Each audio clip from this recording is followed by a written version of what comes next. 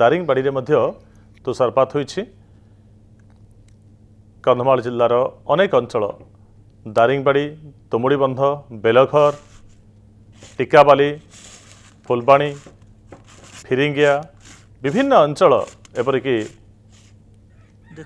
जी उदयगिरी सबु अंचल रे प्रबल ठंडा अनुभव होउछि एवं विशेषकर दारिंगबाड़ी रे तुषारपात होइछि गत 2 दिन हैला।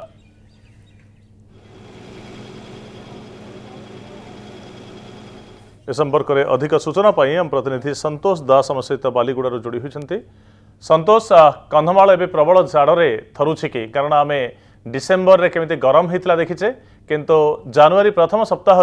ठंडा पुणी थे फेरी आ शीत लहरी प्रबल मात्रा अनुभव कर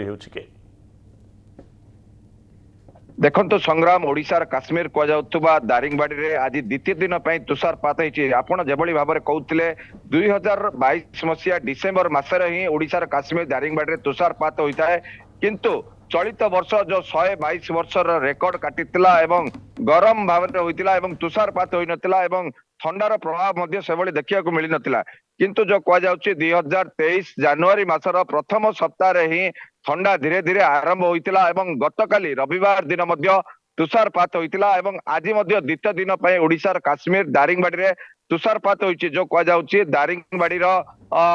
विभिन्न स्थान रे तुषारपात दृश्य देखा मिलुछि एवं ओडिशार काश्मीर एभली दृश्य देखा समागम होता है एवं जो 2 दिन है जो तुषारपात होइछि निश्चित भाव में लोक पर्यटकों को आकृष्ट करुछि दारिंगबाड़ी एभली दृश्य देखा एवं किंतु जो कह दारिंगबाड़ी समेत बालीगुड़ा, तुमुड़ीबंध, कोटगढ़, बेलघर, जी उदयगिरी, फुलबाणी विभिन्न स्थान रे तुषार जो पारद खसिवा सहित शीत बढ़ुची एवं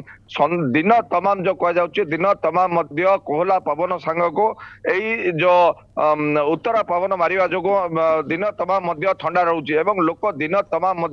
शीत वस्त्र पिंधि रही ओडिशार काश्मीर कहुवा दारिंगबाड़ी रे आपण जो भाव में विजुआल देखुंटे विभिन्न स्थान रे तुषारपात होइछि। दारिंगबाड़ी बजार ठारू किछि मात्रा दूर रे एभली होइछि जो कह 2-3 दिन है 5 ରୁ 7 डिग्री पर्यंत पारद खसी 4 ରୁ 5 डिग्री पर्यंत पहुंची जो कह शुष्क जलवायु जो एभली तुषारपात होउथवा कह किंतु अन्य स्थान रे ठंडा प्रबल होउछि एवं जो कह जो भाव में आपण कहउछंती जे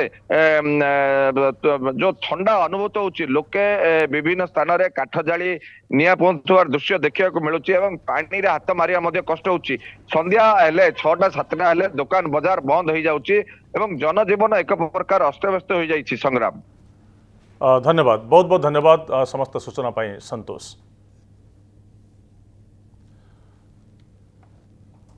दारिंगबाड़ी भी तुषारपात प्रबल जाड़े थरुछि कंधमाल। गोटे पटे सुंदरगढ़ कोईडा तुषारपात होइछि, अन्य पटे कंधमाल दारिंगबाड़ी रे तुषारपात होइछि। ओडिशार काश्मीर कहुच्छे दारिंगबाड़ी को सर्वनिम्न तापमात्रा एठी 4-5 पर्यंत खसी आसुछि एवं बेलघर, तुमुड़ीबंध, रायकिया, जी उदयगिरी, फुलबाणी सहर विभिन्न जगार प्रबल ठंडा और जाड़ अनुभव होइछि। देखंतु आम गाँव